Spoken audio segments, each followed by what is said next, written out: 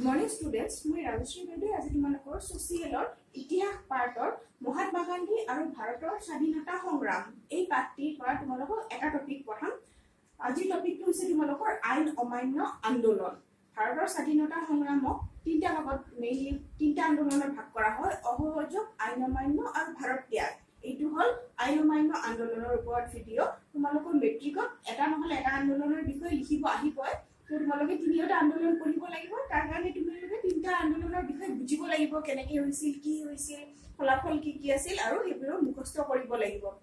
আইন অমান্য আন্দোলন, যাক ইংলিছত কোৱা হয় চিভিল ডিছঅবিডিয়েন্স মুভমেণ্ট, সেইটো হৈছিল 1930 চনত আৰু এই আন্দোলনটো মহাত্মা গান্ধীৰ নেতৃত্বতে হৈছিল। আমি যদি কাৰণৰ ফালে চাব যাওঁ যে কি কাৰণত হৈছিল, কজেছ চাব গ'লে মেইনলি ইয়াতে আছিল মেইন দুটা কাৰণ। সাইমন কমিশ্যন এটা কাৰণৰ ভিতৰত পৰে। সেই সময়ত ব্ৰিটিছসকলে এখন সাইমন কমিশ্যন গঠন কৰি দিছিল আৰু সাইমন কমিশ্যন ভাৰতবৰ্ষলৈ আহিছিল। মণ্টেগু ষ্টেমফৰ্ডৰ যিবিলাক কাম কাজ আছে সেইবিলাক সুকলমে পৰিচালনা হৈছে নে নাই ভাৰতবৰ্ষত, সেইবিলাক চাবৰ কাৰণে এই সাইমন কমিশ্যন ভাৰতবৰ্ষলৈ আহিছিল 1928 চনত। আৰু ভাৰতবৰ্ষৰ মানুহে এইখন সম্পূৰ্ণৰূপে গ্ৰহণ কৰা নাছিল, একেবাৰে ভাল পোৱা নাছিল, কাৰণ এই সাইমন কমিশ্যন আছিল চেটকাই সমসকলৰ কমিশ্যন, মানে অকল ব্ৰিটিছসকলৰ মেম্বাৰ আছিল, তাতে অকল ইংৰাজ লোকহে আছিল, কোনো ভাৰতীয় ব্যক্তিক তাত অন্তৰ্ভুক্ত কৰা হোৱা নাছিল। ভাৰতবৰ্ষৰ বিষয়ে চোৱা চিতা কৰিব আহিছে, গতিকে ভাৰতবৰ্ষৰ যিকোনো পলিটিকেল লিডাৰ তাতে অন্তৰ্ভুক্ত কৰাটো দৰকাৰী আছিল, কিন্তু ইংৰাজসকলে সেইটো কৰা নাছিল। আৰু এইখন সাইমন কমিশ্যনখনক এখন চেটকাই সকলৰ কমিশ্যন বুলি ভাৰতবৰ্ষৰ মানুহে সিহঁতক গো বেক ধনি দিছিল, সাইমন গো বেক বুলি কৈছিল। সাইমন কমিশ্যন ভাৰতবৰ্ষৰ মানুহে কোনো প্ৰকাৰে মানি লোৱা নাছিল। এইটো এটা আইন অমান্য আন্দোলনৰ এটা কাৰণৰ ভিতৰত পৰে। আৰু আন এটা কাৰণ আছিল লোন আইন। ব্ৰিটিছসকলে এখন লোন আইন নিয়ম বনাই পেলাই ভাৰতবৰ্ষ আগৰ দিনত ভাৰতবৰ্ষৰ মানুহে সাগৰৰ পানীৰ পৰা, নুনীয়া পানীৰ পৰা নিজে মানে হাতেৰে লোন প্ৰস্তুত কৰি উলিয়াইছিল, নিমখ প্ৰস্তুত কৰি উলিয়াইছিল, কাৰণ সেই সময়ত নিমখৰ দাম বেছি আছিল।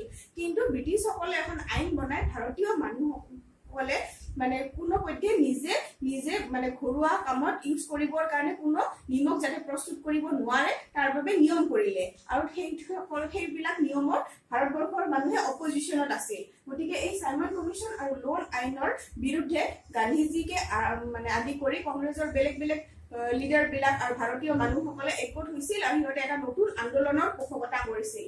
সেই সময়তে গান্ধীজীয়ে 1930 চনৰ 31 জানুৱাৰী তাৰিখে এটা 11টা দাবী সম্বলিত এখন চৰাম পত্ৰ তাক প্ৰেৰণ কৰিছিল, লৰ্ড আৰউইনক প্ৰেৰণ কৰিছিল। সেই তাতে 11টা দাবী আছিল, এখন চৰম পত্ৰ। তাতে 11টা দাবীৰ ভিতৰত বেলেগ বেলেগ দাবী আছিল, যেনেকে মাদক দ্ৰব্যৰ প্ৰচলন বন্ধ কৰিব লাগে ভাৰতবৰ্ষত, লোন আইন বন্ধ কৰিব লাগে, সৈন্য বাহিনীৰ ওপৰত যিমান খৰচ কৰি আছে ব্ৰিটিছে সেই খৰচৰ পৰিমাণটো কমাব লাগে, মাটিৰ খাজনা, ভাৰতীয় মানুহৰ পৰা মাটিৰ ওপৰত যিবিলাক খাজনা বহুৱা হৈছে সেই খাজনাৰ পৰিমাণ কমাব লাগে। তেনেকৈ ভিন ভিন বিষয়ত গান্ধীজীয়ে ভাৰতৰ মানুহৰ উপকাৰৰ কাৰণে তাতে 11টা দাবী লিখিছিল আৰু সেই দাবীখন প্ৰেৰণ কৰিছিল লৰ্ড আৰউইনক। আৰু কেতিয়া প্ৰেৰণ কৰিছিল? 1930 চনৰ 31 জানুৱাৰী তাৰিখে। গান্ধীজীয়ে স্পষ্ট ভাষাত জনাইছিল ব্ৰিটিছসকলক যে যদি এই 11টা দাবী সম্বলিত চৰম পত্ৰখন ব্ৰিটিছে মানি নলয় তেনেহলে গান্ধীজীৰ নেতৃত্বত কংগ্ৰেছ এটা নতুন আন্দোলন কৰিব আৰু সেইটোৱে আছিল আইন অমান্য আন্দোলন। সেইটোৱে হল ব্ৰিটিছসকলে মানি নললে 11টা দাবী আৰু তাৰ ফলত গান্ধীজীয়ে আইন অমান্য আন্দোলন আৰম্ভ কৰিবৰ কাৰণে বাধ্য হল। আৰু বাধ্য হৈ পেলাই গান্ধীজীয়ে কি কৰিলে, সবৰমতী আশ্ৰমৰ পৰা দাণ্ডিলৈ যাত্ৰা কৰি পেলাই এই আইন অমান্য আন্দোলনটোৰ শুভাৰম্ভ ঘটালে। আৰু গান্ধীজী সবৰমতী আশ্ৰমৰ পৰা দাণ্ডিলৈ যে যাত্ৰা কৰিছিল তাতে সময় লাগিছিল, খোজকাঢ়ি যাত্ৰা কৰিছিল, বহুত দিন লাগিছিল। কেইদিন লাগিছিল? 25 দিন লাগিছিল। তোমালোকে মনত ৰাখিবা, সবৰমতী আশ্ৰমৰ পৰা গান্ধীজী গৈছিল, তাতে তেওঁলোকৰ লাগিছিল 25 ডেজ, 25 দিন লাগিছিল। আৰু তাৰ দূৰত্বটো সবৰমতী আশ্ৰমৰ পৰা দাণ্ডিলৈকে দূৰত্ব আছিল 385 কিলোমিটাৰ। তোমালোকৰ মেট্ৰিকত কেতিয়াবা শৰ্ট কোৱেশ্চন, অবজেক্টিভত কেতিয়াবা আহে সবৰমতী আশ্ৰমৰ পৰা দাণ্ডিৰ মাজত দূৰত্ব কিমান, তোমালোকে লিখিব লাগিব। এইটো হল 385 কিলোমিটাৰ আৰু টাইমটো লাগিছিল 25 দিন। একেৰাহে গান্ধীজী খোজকাঢ়ি পেলাই ক'ত গৈছিল? দাণ্ডিত উপস্থিত হৈছিল। আৰু দাণ্ডিত গান্ধীজীয়ে নিজে সাগৰৰ পানীৰ পৰা নিজ হাতেৰে লোন উৎপাদন কৰি পেলাই এই লোন আইনটো ভংগ কৰিছিল। আৰু লগে লগে কি হৈছিল, গোটেই ভাৰতবৰ্ষতে এই আইন অমান্য আন্দোলনটো ষ্টাৰ্ট হৈছিল।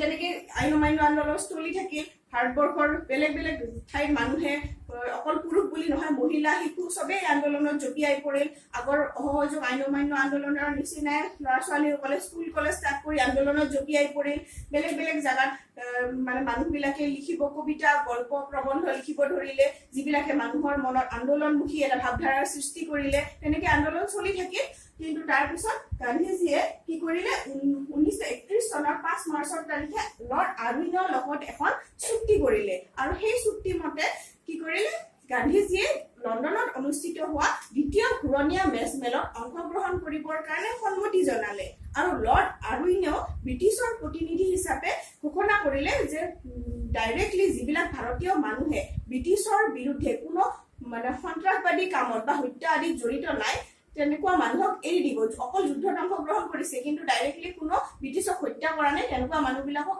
এৰি দিব মানে যুদ্ধত অংশগ্ৰহণ নকৰা মানুহবিলাক এৰি দিব আৰু গান্ধীজীও মানে মানি ললে যে মই দ্বিতীয় ঘূৰণীয়া মেজমেলত অংশগ্ৰহণ কৰিম গতিকে লৰ্ড আৰউইন আৰু গান্ধীজীৰ মাত্ৰ যিখন চুক্তি হল 1931 চনৰ 5 মাৰ্চ তাৰিখে সেই চুক্তি মৰ্মে গান্ধীজীয়ে লণ্ডনলৈ গল দ্বিতীয় ঘূৰণীয়া মেজমেলত গান্ধীজীয়ে ভাবিছিল যে এই মেজমেলত গলে কিবা এটা সমাধান পোৱা যাব আৰু আন্দোলন সেইকাৰণে স্থগিত ৰাখি বন্ধ কৰি দিয়া নাই কিন্তু অকল স্থগিত ৰাখিছে মানে এটা টাইমিঙৰ কাৰণে বন্ধ কৰি ৰাখিছে আৰু লণ্ডনলৈ গৈছে গান্ধীজীয়ে লণ্ডনত গল কিন্তু দ্বিতীয় ঘূৰণীয়া মেজমেলত ভাৰতীয়সকলৰ কাৰণে তেওঁ কোনো সুবিধা নাপালে তেওঁৰ পছন্দ নহল যিবিলাক কথা বাৰ্তা হল গতিকে গান্ধীজীয়ে নিৰাশ মনেৰে লণ্ডনৰ পৰা ঘূৰি আহিলে আৰু ঘূৰি আহি পেলাই তেওঁ আইন অমান্য আন্দোলনটো পুনৰ আৰম্ভণি ঘটালে তাৰপিছত গান্ধীজীয়ে আইন অমান্য আন্দোলন পুনৰ আৰম্ভণি ঘটোৱাৰ পিছত ভাৰতীয় মানুহে আকৌ আগৰ দৰে আন্দোলনটো চলাই যাবলৈ ধৰিলে জাতীয়তাবাদী যিবিলাক গল্প প্ৰবন্ধ হল সেইবিলাকে মানুহক মনত চেতনা জগাই তুলিলে দেশপ্ৰেমৰ ভাৱধাৰা জগাই তুলিলে তেনেকৈ